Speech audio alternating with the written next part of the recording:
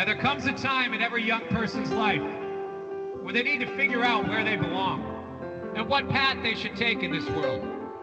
We often find ourselves walking in another person's shadow because we've admired them or followed them for so long. We find ourselves trying to become another person and never really unlock our true creative self.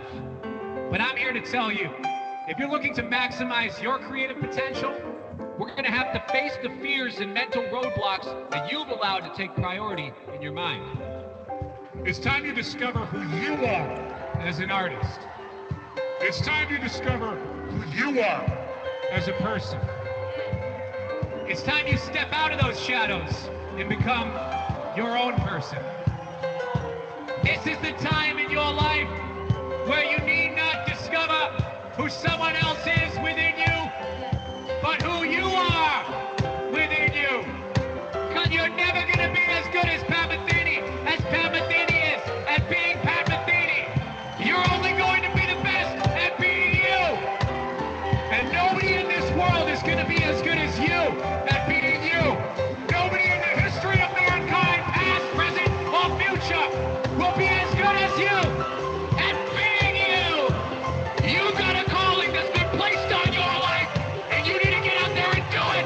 Don't worry about the jerks on the internet who are going to say mean things about you. We're going to conquer your fears right here, right now. Get out of your seats. Stand up. Stand up. It's time to get out there and run. Run. Run for president. Run for parliament. If you want to be one of the dignitaries, you can do it. If you want to dedicate a year of your life to the Peace Corps, then go. Yes, you can do it. You need to unlock your creative self right now.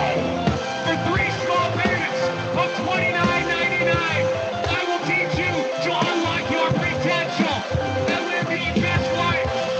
I want you to commit to changing your life right here, right now. Call now to 1-800-435-9792 and send that PayPal to roundroundmedia@gmail.com. Let's do this. Get up. Raise your hand if you're ready to make a change. Yes. I see 4 in the back. I see 2 in the balcony. Yes. All right, I'll cut it there. Powerful words from Corey Wong there. Multi-genre guitarist, an obvious student of the universe.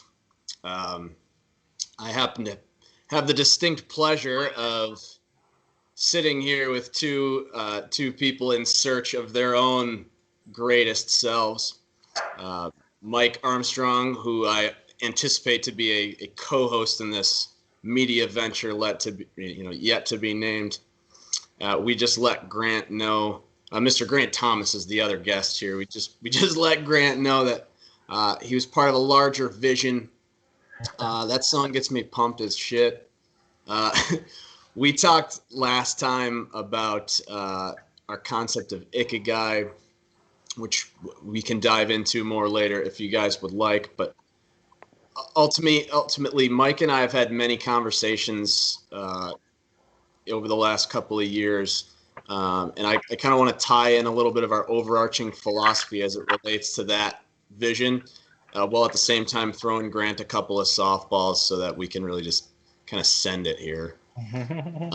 Silly? What are you, silly? Still going to send it.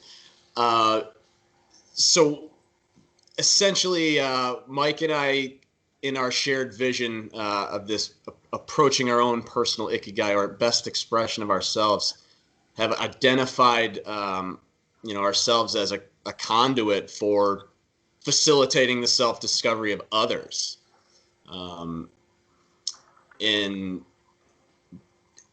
We have a lot of shared things that we're interested in, better movement, better breath, better language.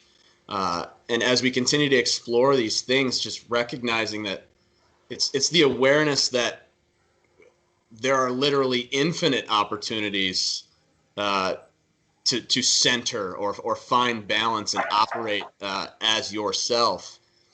And it'd be disingenuous to consider our own journeys like the only way. Mike and I have been having these conversations anyway, and we just wanted to potentially just start to include some others who, in our opinion, are seeking the best version of themselves. So, Grant, I hope that you feel honored that we've chosen here as a as a first guest here. Hopefully, there will be many more of these episodes here. But Absolutely, man. I'm very honored. Thank you for having me. yeah, man.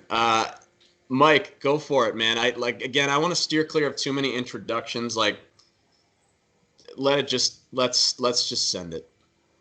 Oh yeah, we're gonna let it eat, 100%. You guys will get to know us through our conversations with Grant and other like-minded folks and some not like-minded folks, which will be the beauty of what we're creating here, which will hopefully serve to, again, as Kurt mentioned, be an opportunity for people to, first of all, realize and gain attention and awareness that, like, holy shit, I get to choose. And I have the power to choose.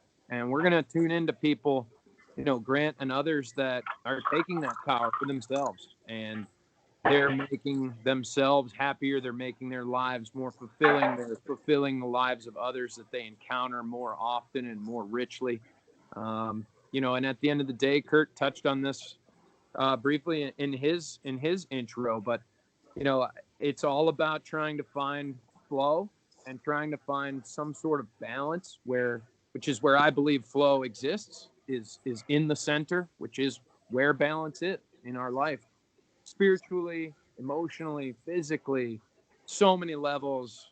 And that's my mission and experience with this journey the last few years is finding it easier to identify center and balance, and what I need to be doing to bring myself there and help bring others there. So I'm super excited to co-host this endeavor with you, Kurt, and have Grant here and get to talk to you again, Grant. It's wonderful. Yeah, Grant, thanks for being on. I apologize because now if there is a video recording of this, your face is not in it.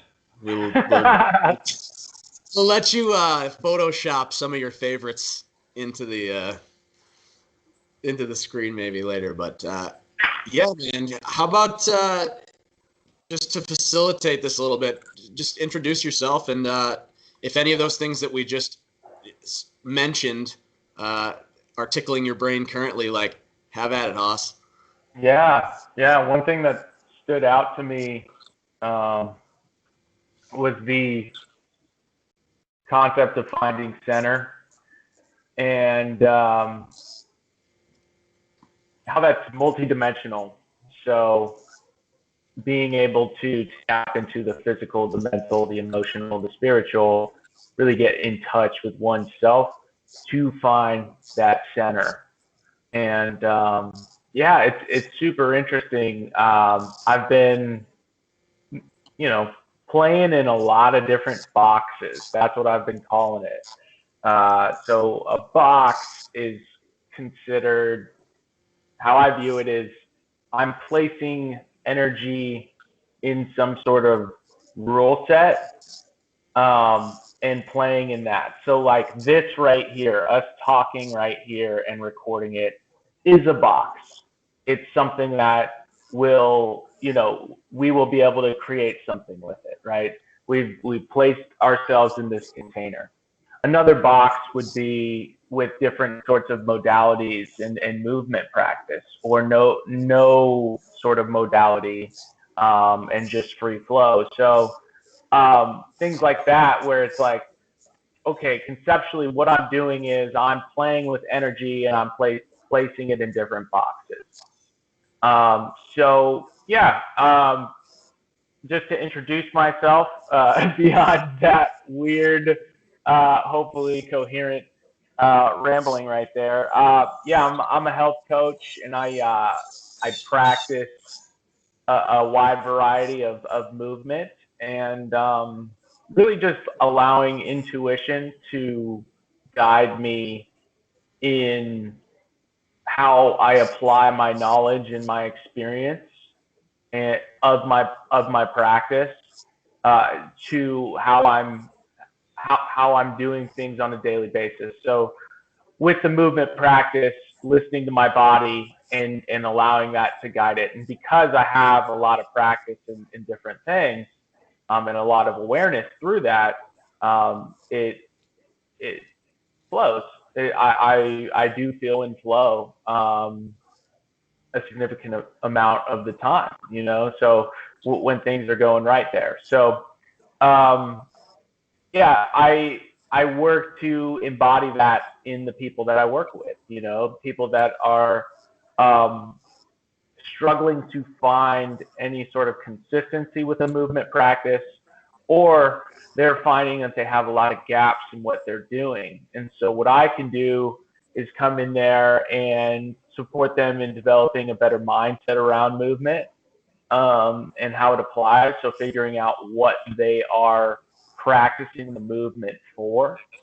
Why do I have this practice? Like, what is this supporting?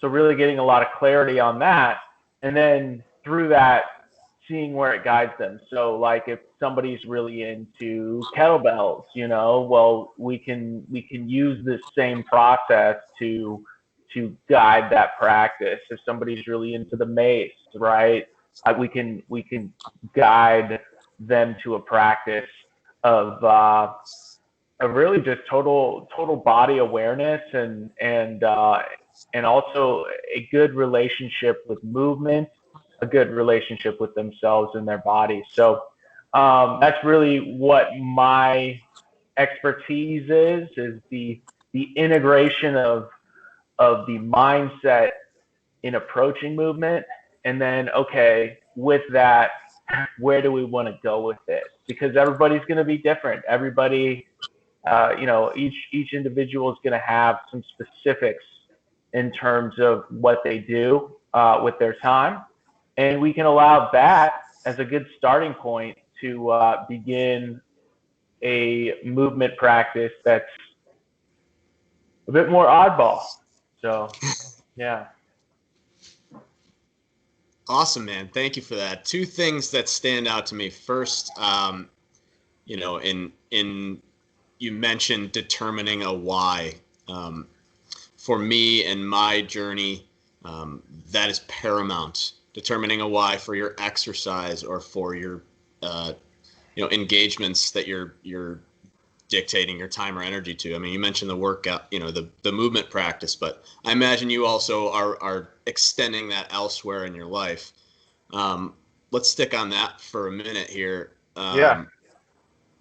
Because your experience and my experience are we have some similarities with regard to, our preference for our using movement as this conduit for higher consciousness, right? Like, and allowing the movement to inform itself through this intuition. In your experience and your work with others, how do you bridge the gap between that what we're doing in the gym and cultivating this, our own experience? How do you cultivate that applies elsewhere in their life? Like, we're practicing confidence and control so that when the opportunity comes, the challenge comes for us to experience confidence and control, that we have that tool and we have that practice. I like where this is going. So, that's start people with movement. Give them the awareness that they can achieve those things. They can have more awareness. They can have more creative aspects to their movement, and see how that bleeds into other areas of their lives. So yeah, in terms of the work that's done, when I'm working with somebody one-on-one, that's what I'm talking about when it comes to the mindset. So it's like, yeah, we're doing some movement, we get some energy flowing, but then we get some energy flowing in a couple different ways. So we can pair the movement with breath. We can pair the movement with words and language and embodiment of those words in the language, because we're moving, we are breathing. So when it comes to that is something that I integrate into the coaching practice here. So we're able to give people a very personalized toolkit on how they can approach their movement practice. And that is where the language stuff comes into play. So now we're working with some other energy. We're getting some energy moving with some language and some feeling. And so through that process, we get them moving, great. We add a couple other components to it. Now we blow their mind open and we open up their bodies in the process, and make them more aware. How does that translate? Well, now we go into what I was just talking about. What are we practicing this for? That's something that I find with, like, I don't have a lot of clarity on that, right? Like, I do it for these reasons, but I'm continuing to peel back layers on what that is. And that is the rest of what we're talking about here. So in terms of training the body, but we're also training the brain, we're training the nervous system to be how we want to be. So if I want to be in control of my body and my movement and whatnot, but still really be able to experience everything, like have the full range of motion, be able to play in the extremes with that, then I really need to explore in that. So now we have all this curiosity that translates to, okay, what do I do in other areas of my life? How am I connected to all of this? Okay, now we start, like, we have a lot more space to work with, and people are afraid of that space. Oh, absolutely. So when you clear up some stuff and you're like, oh shit, like maybe you're spending less time working out, maybe it's not as regimented, but you end up getting more in, or you get some stuff that is more in tune with what your body needs. And it's like, oh, wait, I got a bit more time in my day. I'm not worried about getting something in. What the fuck do I do? So that right there is where I want to get people through the movement. And then once I'm there, it's like, all right, that's where me as a person, I'm just a professional me, and I can use my skill set to guide that where it needs to go. Do we need to do some more embodiment of some movement? Do we need to do some language work? Do we need to do some goal setting here? That's my process for getting people from the movement to again, it's going to be completely different. But like for myself, I found myself really gravitating towards musical things, whether that be making music or just being like a curator of music or just an appreciator of it, So like, and obviously that combines with movement quite a bit. You can make it that way, but I've found ways to use music from a different angle. So, that's just, for me, I found that's something really of value. And then there's like resistance, it's like, okay, I got this time. It's like, I got this curiosity, whatever, and I can just like play with it. Putting that into a box of like spending your time and energy investing in a book, like that's something that lately, and this has not been the case my entire life, or it's just been on and off, but lately I've just been like completely turned off by opening books, and so that's something that I feel a lot of resistance to, but I do know that there is a ton of value there in multiple ways. I mean, we can talk about, okay, I'm going to learn some shit. The other thing is I'm going to use my eyes.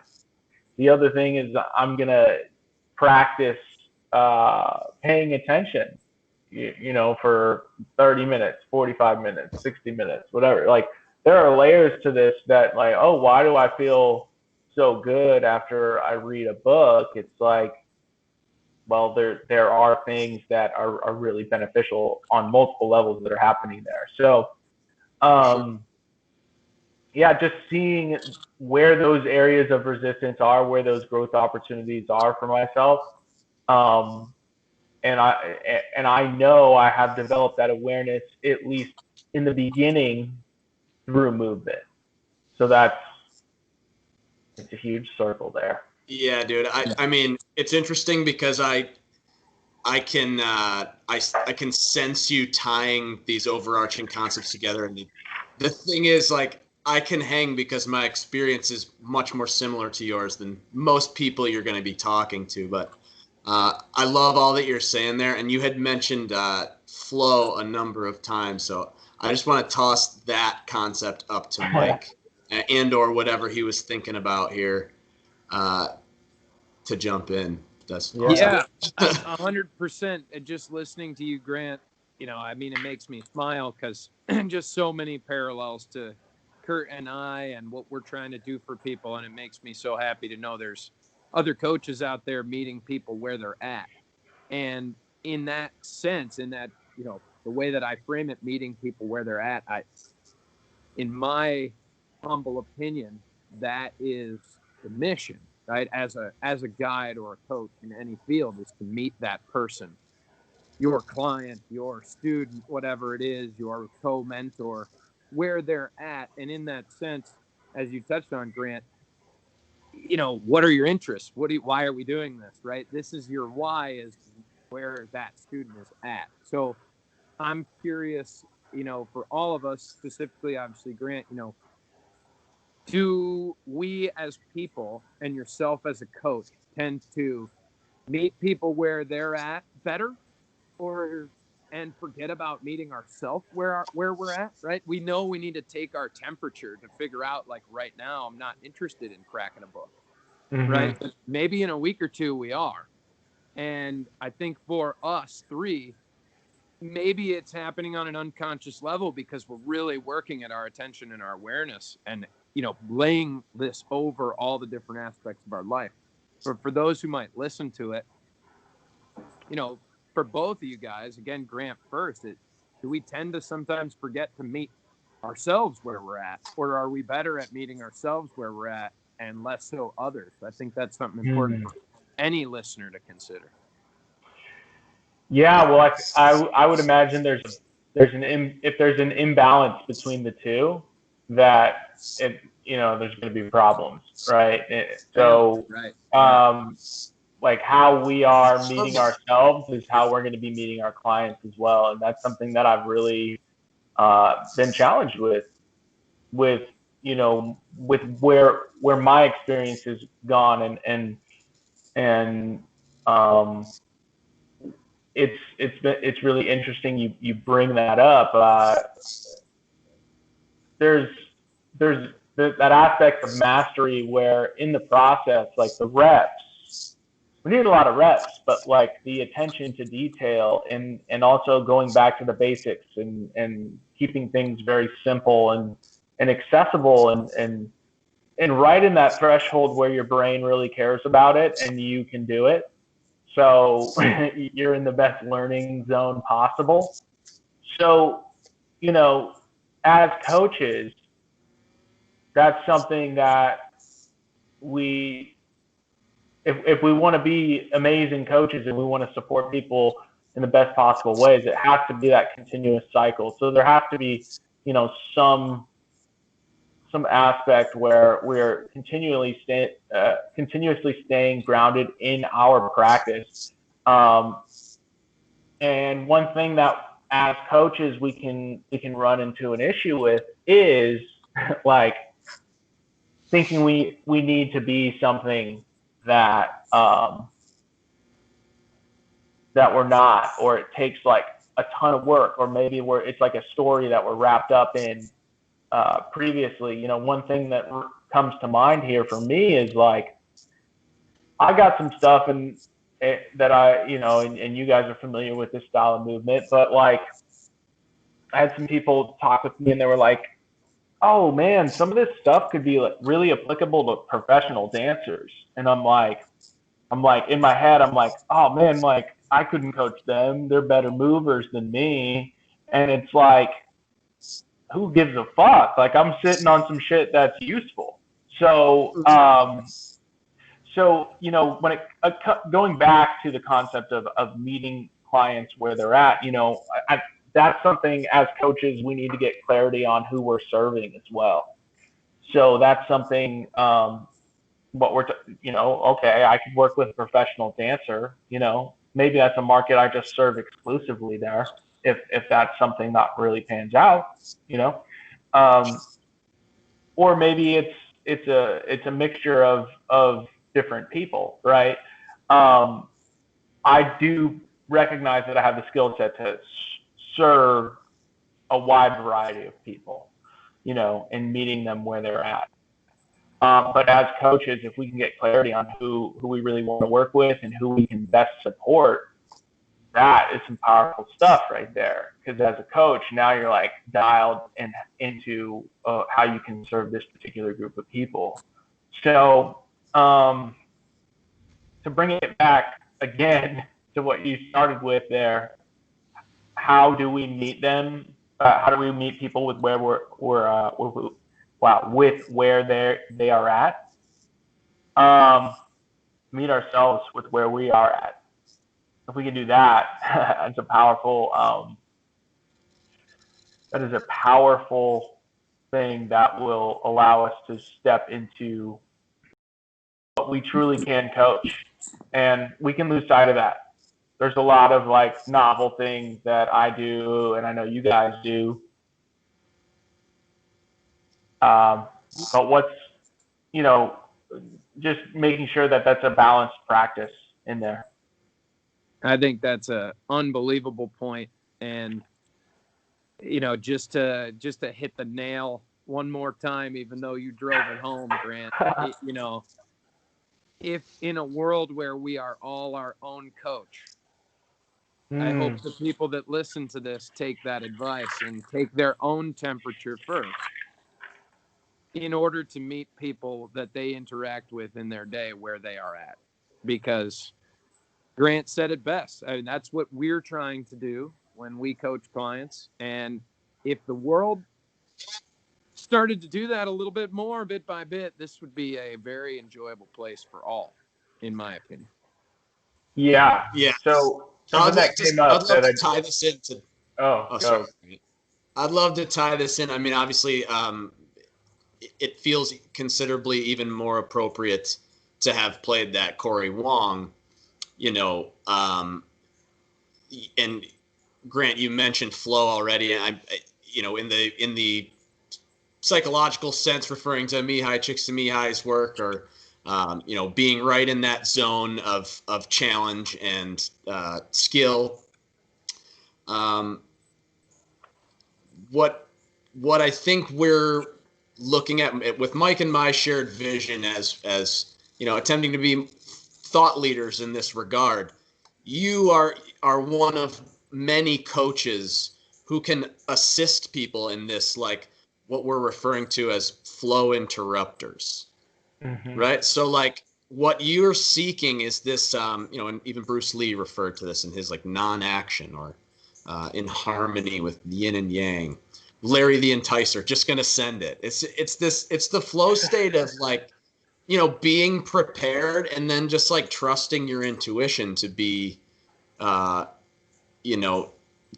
your best in that situation, whether that's, reading a book or working with a client or training in nature or, playing or listening to music, like into that flow state. And so these flow interrupters, I've been gnawing on the concept because it's fall in upstate New York here.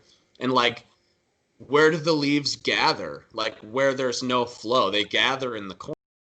And that, speaking, to potentially throw a curveball or a softball right at you, is like, obviously that exists in terms of like our physical movement. You mentioned like the movement of energy or, lymphatic fluid, what have you. We truly are, working to not create corners or to have this harmonious flow. I think there are so many other options. Like what Mike and I always talk about is that the same thing exists. These flow interruptions exist in junk food or junk information we're consuming or indirect communication, fear, negativity, blaming, that kind of thing. And I know I'm also speaking to your wheelhouse, so freaking fire it up. Are you there? Yeah, I'm here. I didn't really I guess so to maybe frame that as a question rather than yeah. No, it's great. It was great. I did not follow it up. Welcome to the Organic Conversation Club. How would you, I guess I'm looking for your input on that, that flow interruption, where do you land on that, or what's landing for you on that? Well, what's landing for me is recognizing immediately just a lot of different ones of those in my life, and some of those could be some things where it's like, oh, I'm going to create flow through this, right? And those could be interruptions in themselves. Forcing it. Yeah. So that's an interesting thing right there. And it's, there I am. Hey, fella. We've got a Grant. We do. I'm here. So flow interruption. It goes back to something that we talked about, harmony and balance, and how we can make a little distinction there. In terms of harmony, I would say is a bit more accurate, because in the context we're using here is with everything that we're doing, being in that flow. So us as beings, we have the capability of really being able to tap into some different things at once. And through that, I believe we're able to then create energy to disperse in different areas of our life. So when we're talking about flow, there's a lot of things we can talk about. It's such an interesting concept. Like, we can talk about the body and the energetic flow of the body. We could also talk about the energetic field of the heart and the flow there. So one thing that really comes to mind is like the energy field. And I know this is really fucking out there, but like... No, it's not. That's why that's what we're doing. That's the whole point. Yeah. This is great. I know it's taken me a while to get here. We're insinuating that like it's pull the it same back, thing. But yeah. So, think of any sort of disruption in that energy field. So think of like, I guess there's like a smaller field that comes around here, which is from your heart. And then there's like a bigger frequency that goes even bigger around that. So if we have something posturally blocked, which could be for a multitude of reasons, it could be, because we're not strong in certain areas, or we're tense and we need to relax in certain areas. It could be something like mental or emotional, and we're carrying a lot with us, and our heart is heavy, and there's blockage there, right? So those particular things, if we can develop some awareness to those interruptions, right?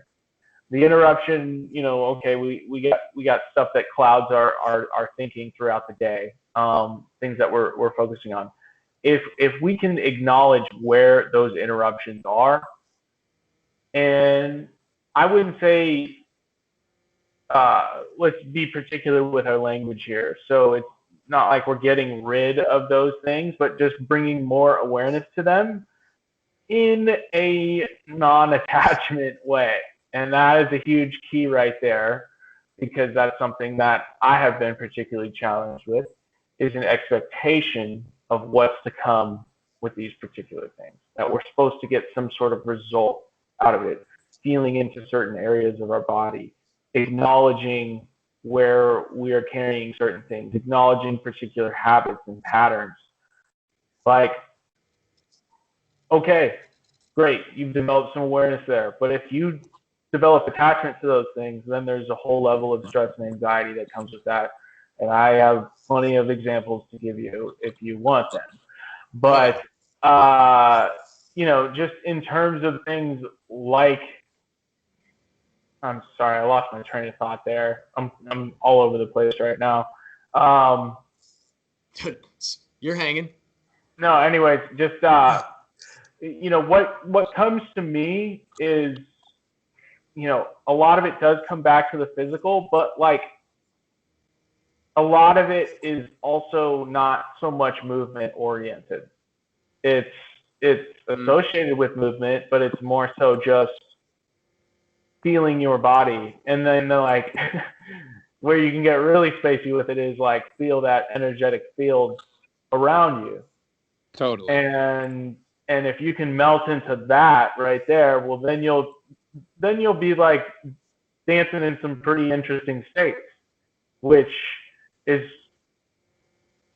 you can get there. You can feel your body, and it's not the shape that you know, right? So that is like a practice right there where, we are attached to certain sensations. We're attached to a certain state of being, or like, I guess, a reality. And if we can let go of those attachments right there, that's when we can really allow things to flow. So, in terms of just going through some different things with stillness and movement is an excellent way to tie all that together. And I got to continue to come back to the stillness. The stillness is something like it's harder for me. So acknowledging that, and also acknowledging like the little intricacies that happen with like stillness or meditation and just breathing in certain postures, or some somatic movement where the body, like sometimes I will sit up from certain things and I will just be in like a great mental state, ready to go with anything. And really, I would say more of a state of flow. And I'll be sitting up, and my spine I'll just feel things just go into place. And so things are shifting around by simply me just acknowledging the feeling of my body, not giving in to those sensations, not trying to create in the body, just allow, feel, sense. And you can use a lot of imagery with that stuff too. And now that's the other aspect of the energy flow that I was talking about with the movement earlier. So we got the language, and then we can use some different imagery, which can be driven from the language.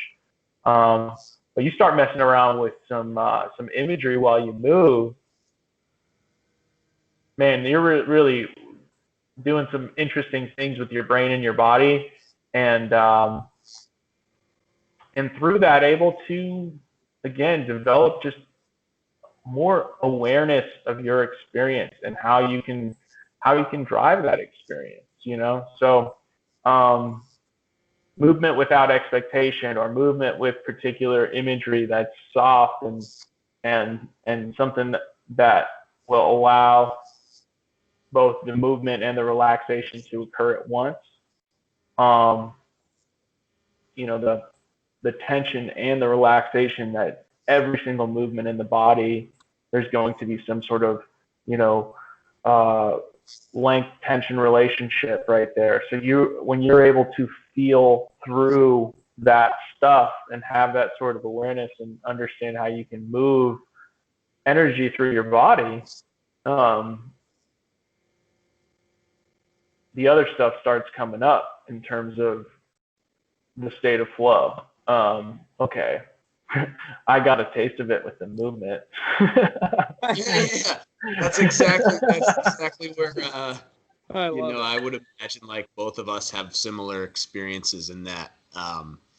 One of the reasons why Mike and I want to include others in this too is like you mentioned like an attachment, or many times in your life potentially being attached to something as a result. Like for me, I have gotten called sometimes, in my opinion, too deeply to the movement stuff as a distraction from the other areas, which, like you had mentioned, like is in and of itself a flow interruption. I think, where I'm kind of getting at here is like when we are truly after the awareness piece, the why for what we're doing with our training,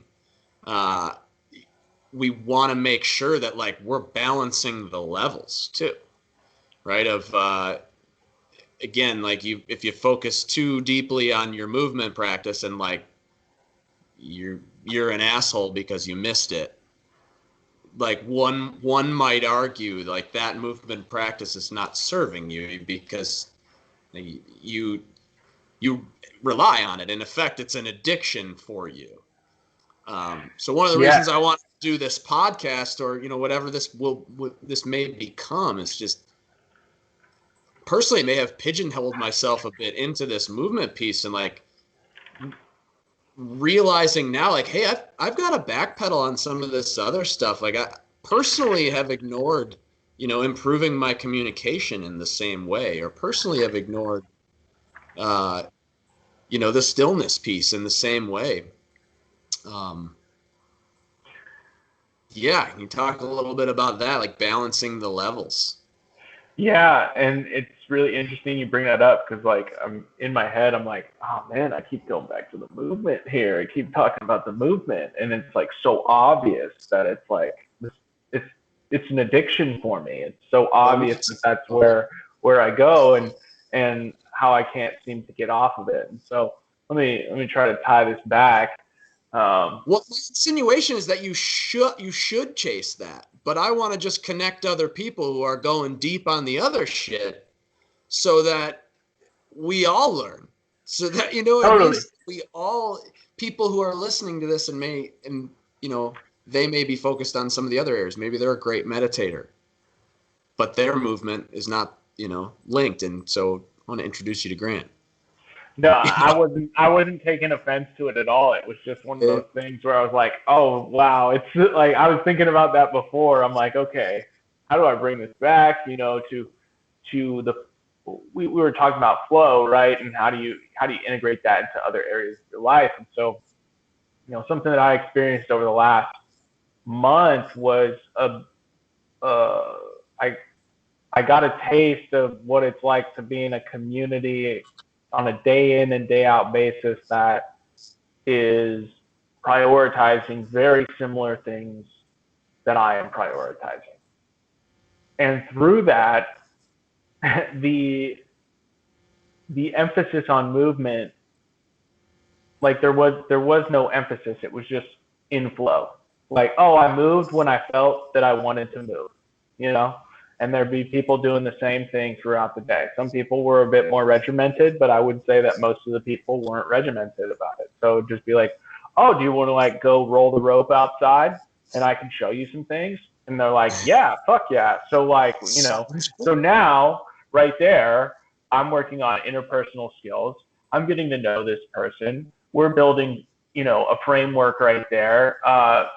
With all these other people and building a community oriented thing around this where, okay, like when I go inside and I'm having conversations, people are coloring, they have like a mandala coloring book and they all got their own thing and they're just over there, but still totally able to talk and entertain all these other ideas. And so really getting a taste of that was cool. And I understand that is not always accessible or at all for certain people. That there's no in-person community in that regard. So there's tons of stuff popping up online. I'm building something in that same regard to provide a framework where, yeah, movement is like a big component of things here, but let's approach it with the right mindset here and tie it in to this community aspect where now we're not really thinking about the movement. We're in flow. We're going to get it in, but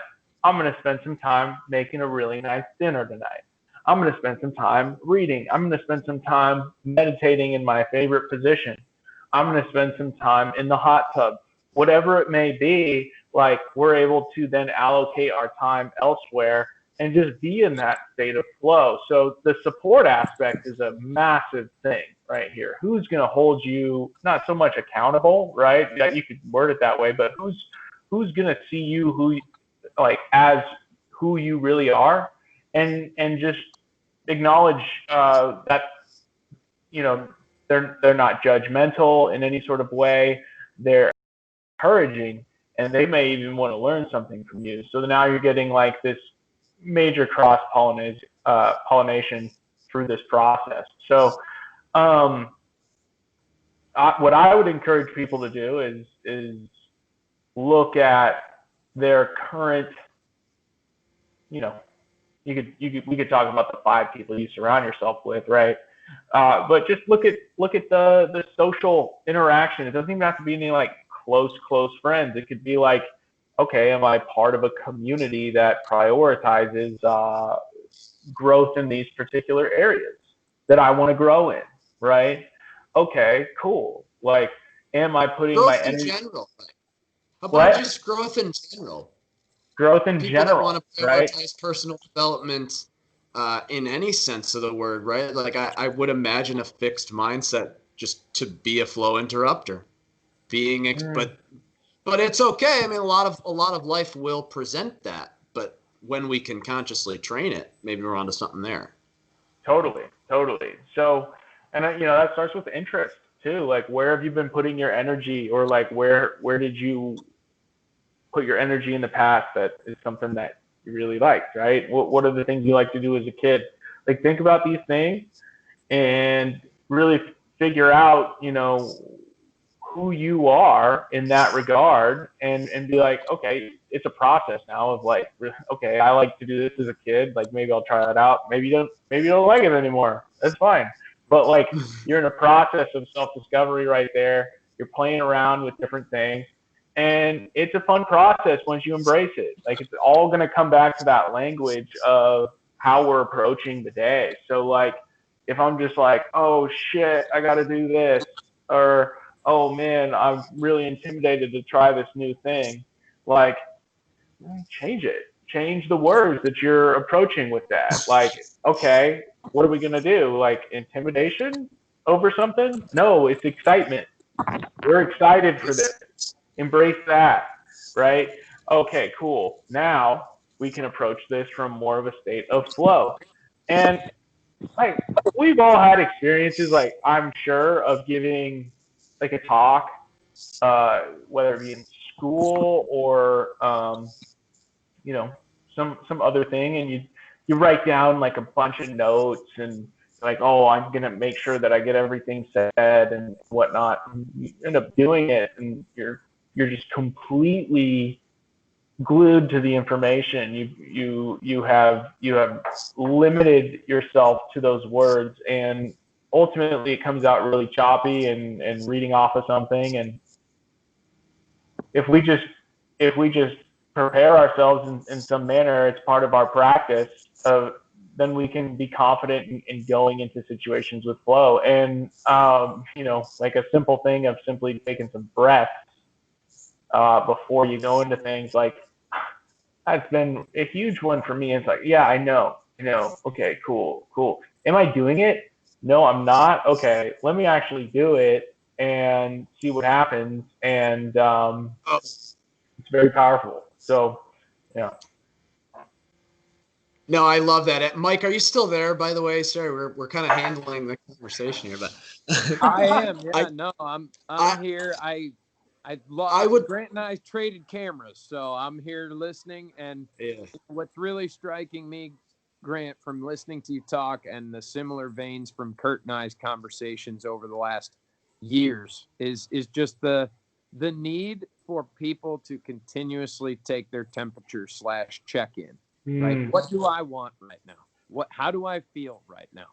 How is this activity treating me, or what am I feeling while doing this? Because I hear you so eloquently and skillfully describing, no sarcasm intended. Seriously, describing the following the thread, right? I mean, this is what we're encouraging people to do when we coach them. This is what I would encourage any human being to do, period, is start with the why and follow the thread. And where does it go? And that's going to give you a lot of clues as to what your roadmap should look like for the day, for the week, for the month. And then you can start to discover these playtime activities that you thought were for children are really for you and really for your flow.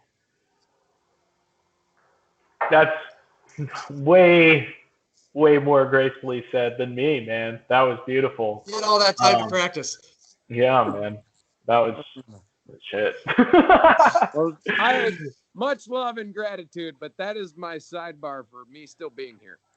No, hey man, that was so well said, and just checking in is a huge skill that we all can continue. Wow, I'm really struggling with my words today.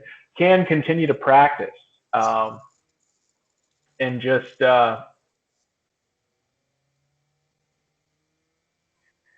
coming back to that center point. I had the pleasure of spending some time with a coach that I've worked with who's over here in San Francisco, so just about 30 minutes away. And she was out in Idaho with me, and she would just go into like a standing meditation. And I was like fascinated by it. Every time she would do it, I would do it too. And then she started to give me some cues and some different things to focus on, right? Just finding that center. And, it's very interesting. I've been noticing this with myself. And, you could view this as like limiting growth in certain areas, but I really view it as more growth opportunity. And that is that there are these multiple dimensions of me. I've got the physical, the mental, the emotional, the spiritual. I got my interests. I got my personality. I've got just my general sense of self. I've got all these different aspects right there. And the growth in one particular area facilitates growth in another. And it comes back to the ikigai right there. I mean, like I'm kind of visualizing it in front of me right now, and I'm just like, it's the same thing. Oh yeah, baby. But it's a perfect way to look at it, where it's like, okay,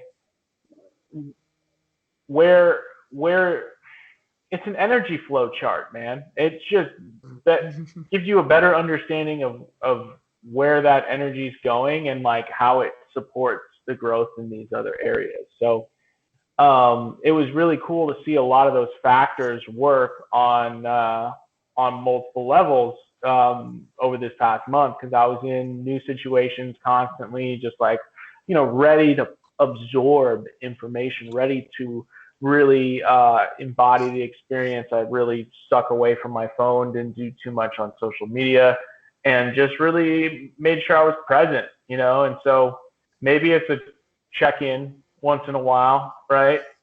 Throughout the day. Maybe you need a month to really get centered.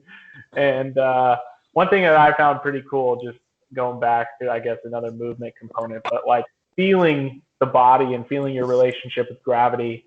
I had some very cool experiences with playing around with that after being basically on my flat floor here for most of the year, really being in all these different terrains and different angles and rocks and whatnot.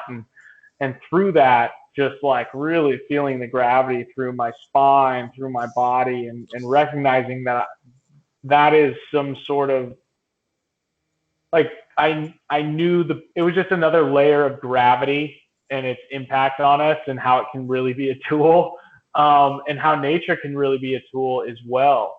So like by simply walking around on all this different terrain at different angles and different slopes and whatnot, we're like stimulating our body and our brain in so many of these ways that just balance us out and really allow us to calibrate. So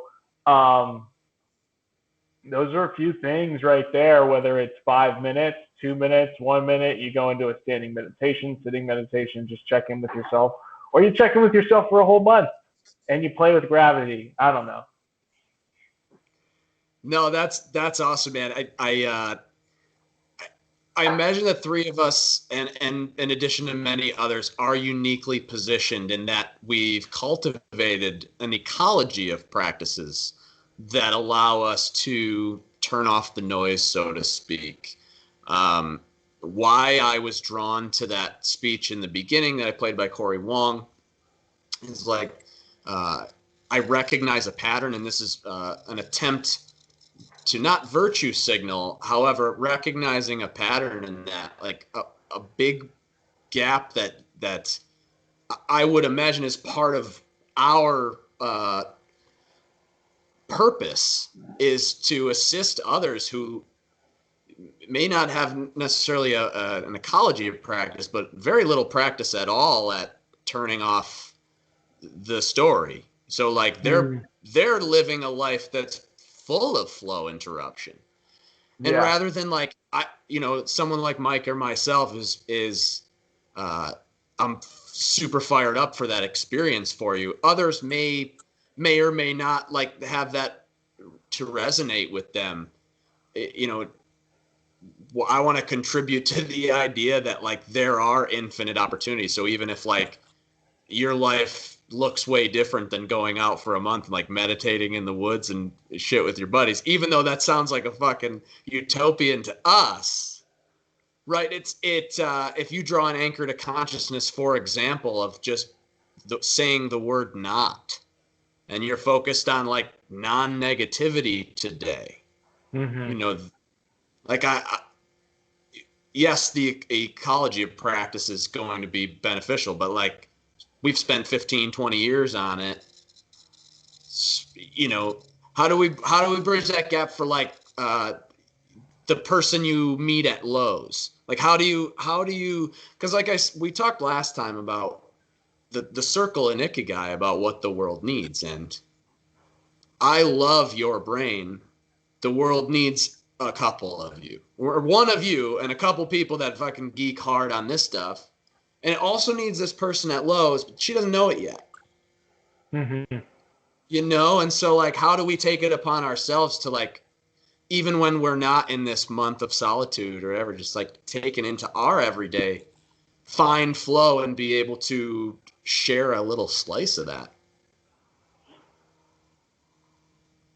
Or do we just let everybody be? I mean, because does it matter? Do we like? Is it our responsibility and our role? Maybe it's not. Well, I would say that there's some responsibility for somebody if they come across the opportunity to listen to this conversation and they feel interested, then there will be something there for them, right? Sure. So it's not all on us here, and I part of this answer here is like really again going back to recognizing who we can best serve. So if we can best serve that person at Lowe's, like, okay, what we can use the same principles here to look at that person's life and better understand it. I mean, they work at Lowe's, but that's not who they are. Like, there could be somebody that works at Lowe's that's single and has a bunch of time. There could also be somebody that works at Lowe's that has 3 kids. So yeah, I think sorry to cut you off, but I think I'm thinking about like, how do we share this in the 10-second interaction that we have with them? Perhaps I've definitely recognized a different driver and motivation, like being a father now. My son's 18 months old. And like, my focus has shifted a lot off of like, how can I enhance this for me and only the people that are paying me or whatever, to like, I really want like to acknowledge opportunity to be themselves. And like that the philosophy is that the only way to get past the chaos in the world is that everybody does organically become themselves, or the best version of themselves, not what's, somebody else's story is for them, just like Corey Wong said. So I guess the question is like, okay, so in the 10 seconds you have to impact, like, how does your preparation, I guess, lend to that?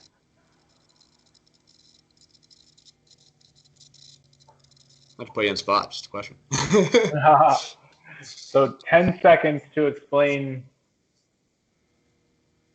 or like a teachable moment. Oh no, not 10 seconds.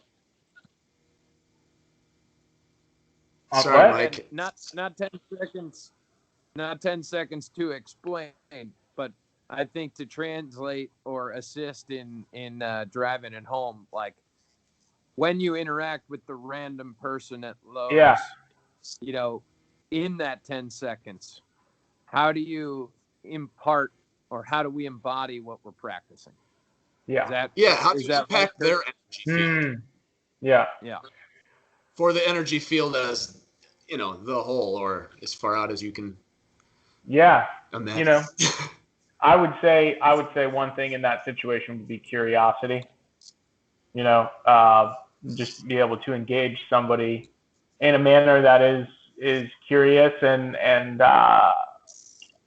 potentially interesting for them. You get to learn something about them, get them to open up, and so that right there would be something to start with, to just better understand who they are as a person. And then from there, like, one thing that comes to mind for me personally is like, okay, if something comes up where I can help that person and draw a line there and be like, oh, this makes sense, connect that dot, be like, hey, I can help you. And just like really not even try to explain anything to them other than, hey, you can trust me. I can help you. And when it comes to that, we can keep this interaction very, interpersonal and connection oriented without explaining ourselves, without trying, So that is for me like the ultimate state of flow, where I can just go about my day and then I'll run into these interactions, let's say with somebody at Lowe's, and I don't have anywhere to be, I'm fully present and can engage in a curious conversation and see where it goes. And maybe Coach Grant can make an appearance, or maybe friend Grant can make an appearance, or, maybe like I can help this person in some way. But I have found that I have a tendency to have approval, or have a need for approval for myself and from other people, specifically with what I do, specifically with this stuff. Like, I'm so passionate about it and I believe in it so much that I feel the need that I have to explain it to everybody, right? If somebody doesn't trust me, I don't think it matters at all what comes out of my mouth. So if I can establish that trust, like something that I stepped into that was, just I felt the need to, was there was a tense interaction between two people, and they were like, making amends or whatever, or just sort of like further explaining themselves and whatnot. And I could tell somebody was really tense, right?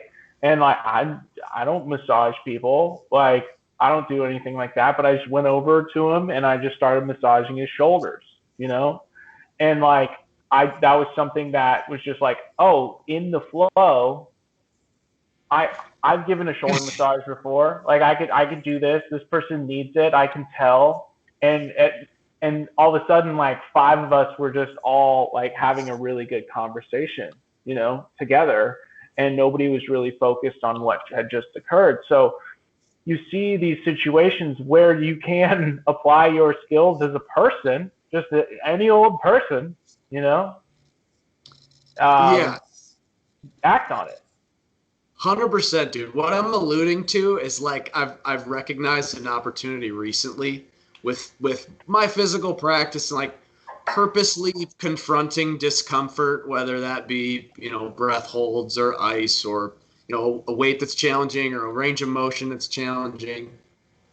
And now like I'm purposely using that skill set, like when I see that the weather's changing and people at Lowe's, I can sense that there's a general air of more negativity in the air.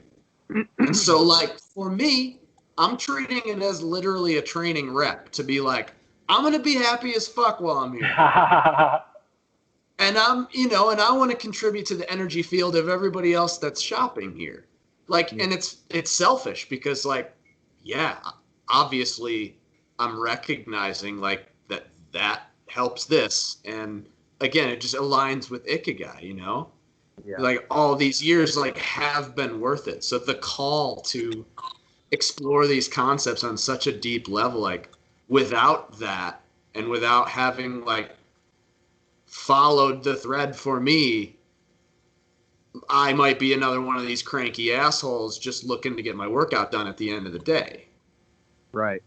But like, that's not where I'm at right now. Mm-hmm. Yeah. And I think I feel the responsibility as like a steward for that information. But like you alluded to, like perhaps I'm not, but like it feels that I must. Yeah. Yeah. Yeah. Where it is the Dharma speaking to you. Yeah. Yeah, like man.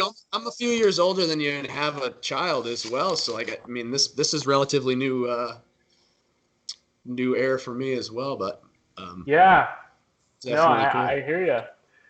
Something that I just wanted to acknowledge was you really brought it back full circle, where I'm here talking about being in flow and helping, right? But then like we can run into some situations where if I want to contribute, you said contribute the energy, you can contribute energy without like really contributing in like a more, I guess, static way. So like, in terms of that, thank you for bringing that up where it's just like, I'm just going to go into Lowe's and be happy as fuck and contribute my energy in that way. So thank you for tying that all together where we don't have to be trying to do something or always helping or whatnot. Sometimes it's just fucking being you in a certain situation. Yeah.